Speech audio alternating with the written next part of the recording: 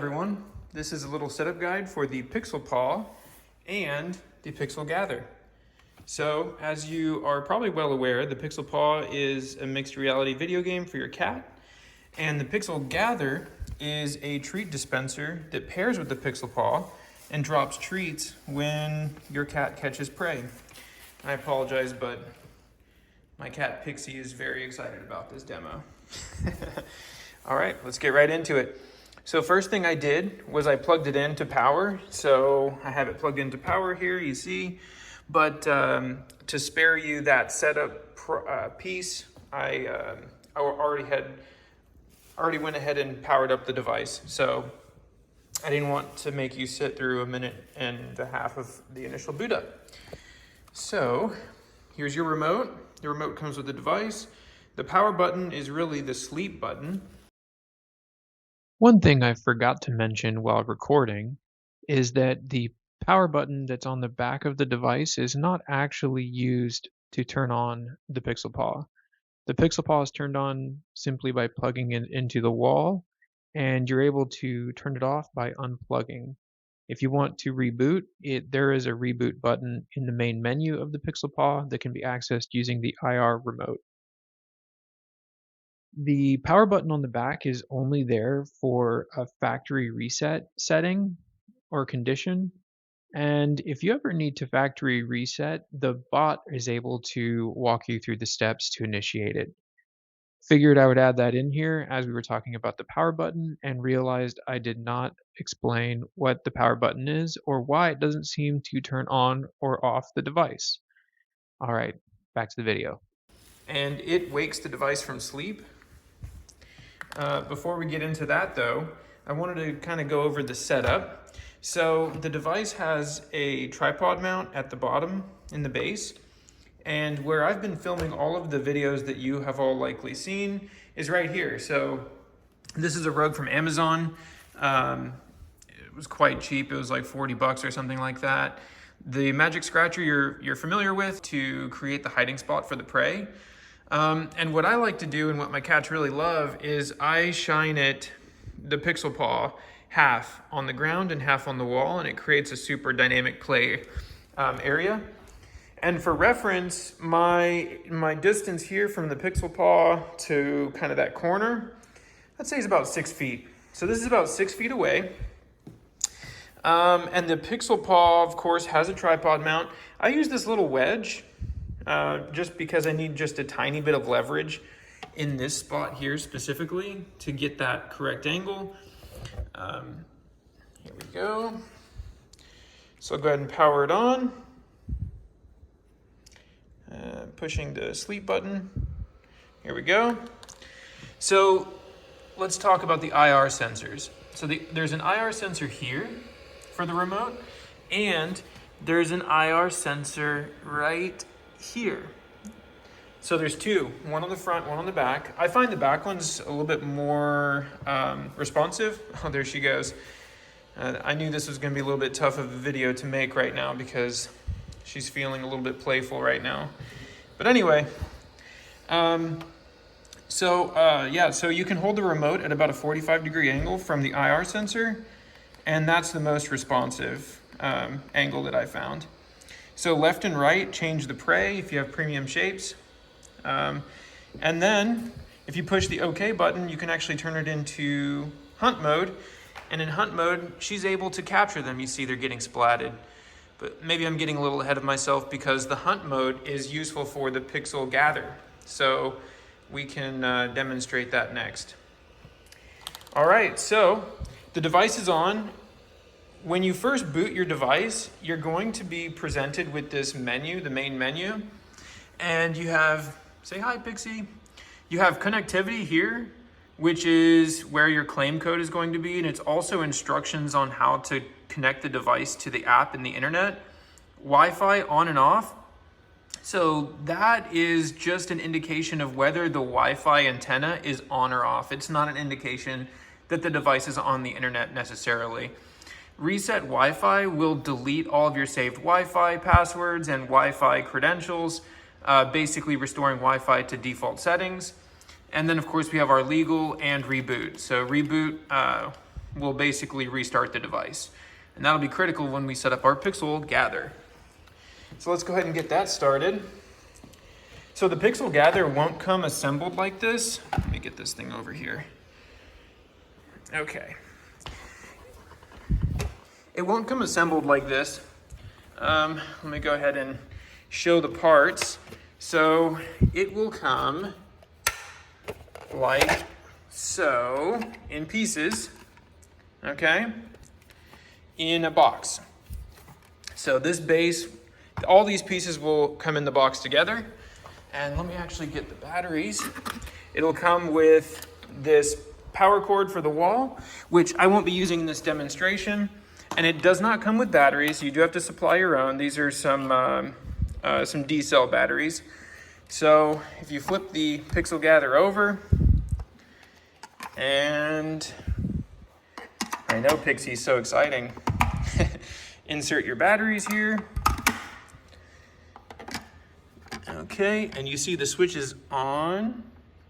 So we can leave that in the on position. Get the last battery inserted. All right. So now the device is broadcasting, hey, I'm here. And the Pixel Paw is going to pick that up. So we have our little treat dispenser here. So this little guy here, this is basically what grabs the treats, and as it spins, it drops them. So the treats get into this little cavity here, and it drops into the chute, you see? So just drop that in place. You might need to spin it around a bit, and you'll notice there's notches. So there's 2 small ones at the top and 2 large ones at the bottom, so it can only go in one direction. You shouldn't have to force it, and it should just slot right in, okay? So we have a stainless steel bowl that comes with it. It goes in this little holder, and this little tab here is how you actually insert, well, it's kind of hard to do this with one hand, but see. Okay, so you just kind of slot it in like that, and I'm gonna go ahead and bear with me, y'all. I'm one-handed. Okay. All right, so we got it all kind of slotted into place here. This is the lid, and this is the container for the treats. So the container for the treats has this little groove that you can see here. And if you just you'll notice that there's this level indicator here that shows you how many treats are in there. So that should be facing forward. And so if you kind of get that into place, you'll see, and it should click. Let me get both my hands here. Okay, there we go. All right, and the last step is this little switch. This is the lock. So it holds the top into position. So you flip that up. I need both my hands again. Pixie giving them a show. All right, so you see it's locked now. So this bowl doesn't come off. And last step, let's put some treats in there since Pixie's being such a good sport. Showing you all a live demo here. Oh yeah, she loves this. She loves the Pixel Gather. She loves her treats. Uh-oh, whoopsie daisy. This is proof I'm just doing this live, you guys. This is unscripted. I didn't tell her to come do all this stuff. Okay, let's just give her some extra treats. All right, so we're gonna put the lid on. Where is this? Here. Should have enlisted a camera person. Okay, so now we have the Pixel Gather. The switch is on, the batteries are in. Again, you can choose to plug this in as well as the batteries, but for this demo, I'm just using the batteries. It communicates through wireless to the Pixel Paw. So I'm gonna leave this out because I don't have actually I do have a little outlet there, but anyway, this is fine. We're gonna run it as is. So now the device is broadcasting, hey, I'm here, but the Pixel Paw needs to be restarted to hook into it, I'll say, right? So let me go ahead and reboot. The Pixel Paw does need to be online on the internet for this to function. So I've already done that as you saw previously. So I already did the kind of setup instructions. Let me just hop over. So we're gonna let this reboot. While it reboots, let me talk about a couple different things. Oh my gosh, okay, don't worry, it's starting up. All right, let me talk about a couple different things. The Pixel Paw detects the scratcher, creates a little hiding spot. The prey in hunt mode cannot be killed when they're underneath the magic scratcher. Okay, so the idea is that your cats need to flush the prey out from underneath the scratcher and then catch them outside, right? So it kind of mimics their natural behavior in the wild if they were hunting.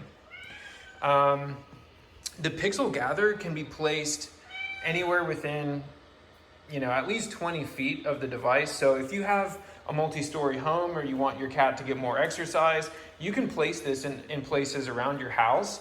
And the stainless steel tray there creates quite a racket when the treats drop. So, you could have your cats hunting in one room and then the treats drop as they catch. And when the treats drop, it creates quite a racket. The cat will instantly stop and run over there to go get food. So you can have them basically require exercise. So if you have a multi-story home, something like that, you can put it on a different floor and it will function.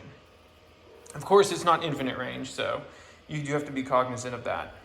Okay.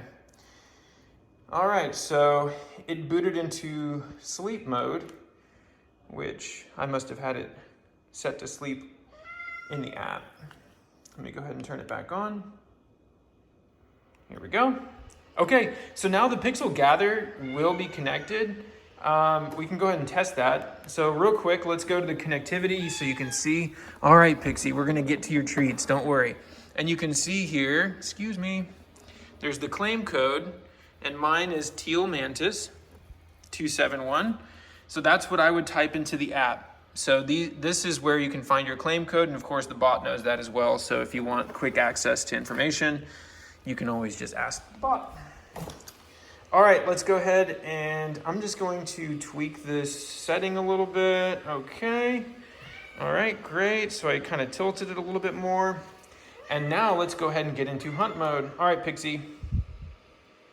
So when in hunt mode, now when Pixie goes and she caught some bugs. Is it gonna drop treats yet? Not yet, she needs to earn more. So the idea is that each prey is worth a certain number of rotations. Oh, there she goes, of the hopper. You see, so basically the more she catches, the more it rotates in there, and then the more treats that drop, right? And of course you can see there's only a certain number of treats that can drop in one hunting session. You can modify that by changing in the app the number of prey that are shown on the screen, right? So if you want more treats to drop, you can just increase the number of prey. If you want fewer, then just decrease. All right, let's go ahead and exit hunt mode. And I love the ladybugs and the butterflies. All right, thanks for tuning in, and until next time.